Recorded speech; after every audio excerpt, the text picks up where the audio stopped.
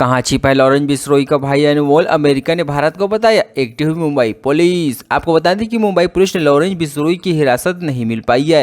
वो वर्तमान में गुजरात की साबरमती जेल में है।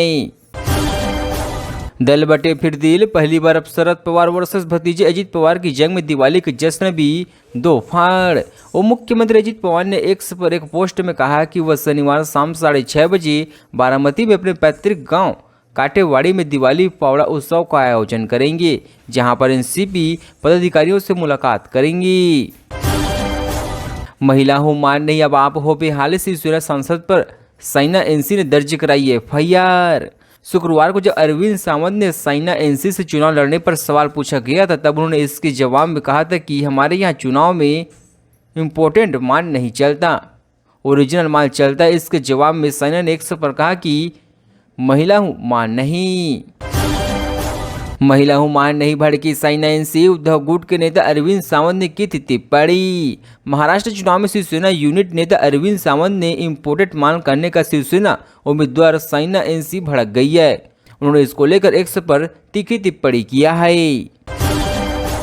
महाराष्ट्र में बागियों ने बढ़ाया सिर दर्द, महायुक्ति में टेंशन को एनवी भी है बेहाल। महाराष्ट्र विधानसभा चुनाव के लिए नामांकन दाखिल हो चुके हैं, लेकिन इसके जो तस्वीर उभरी है उससे महायुक्ति और एनवी दोनों की टेंशन बढ़ा दिया है। मुहिम का महासंग्राम, राज ठाकरे के बेटे को बीजेपी का समर्थन, असमंजस में शिंदे की शिवसेना। भाजपा को इस बात का उम्मीद थी कि एकनाथ शिंदे की शिवसेना विधायक स्वर्ण अवकार को सीट को हटाकर अमित ठाकरे का समर्थन करेगी। हालांकि भाजपा नेताओं का दावा है कि इस मामले पर शिंदे के साथ समझौता हो गया है। घोटाले की फाइल दिखाकर फडणवीस ने अजित पवार को किया ब्लैकमेल, शरद पवार की पार्टी का बड़ा दावा। महाराष्ट्र में शिवसेना और एनसीपी के विभाजन के बाद यह पहला विधानसभा चुनाव है। एक ही चरण में सभी सीटों पर चुनाव होने वाले हैं। महायुक्ति और महाविकास आघाड़ी के बीच मुकाबला होगा।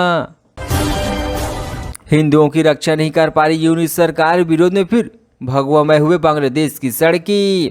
बांग्लादेश के पदस्थ प्रधानमंत्री शेख हसीना की सरकार का हिंसा रही जातीय पार्टी के ढाका स्थित केंद्रीय कार्यालय में गुरुवार रात झड़पों के बाद अब आग लगा दी गई है। इससे पार्टी कार्यालय क्षतिग्रस्त हो गए हैं।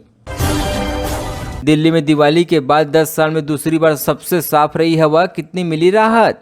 दिल्ली में इस बार की दिवाली पिछले साल से कम प्रदूषित रही है। दिल्ली की रात गुरुवार को खूब पटाखे फूटे, इससे प्रदूषण में तेजी से बढ़ोतरी हुई है। हालांकि तेज हवाओं ने साखी राहत की और हवा को ज्यादा दम घोटू होने से बचा लिया है। झूठ, छल, कपट, लूट और प्रचार यही आपके 5 औजार। पीएम मोदी पर खरगे का पलटवार। खरगे ने सवाल किया कि प्रति वर्ष 2 करोड़ नौकरियों का वादा किया गया था, लेकिन भारत में बेरोजगारी दर 45% के उच्चतम स्तर पर क्यों है। जहां भी मुट्ठी भर नौकरियों के लिए रिक्तियां होती है, वहां भगदड़ क्यों देखी जाती है। 7 सालों में 70 पेपर लीक हुए हैं।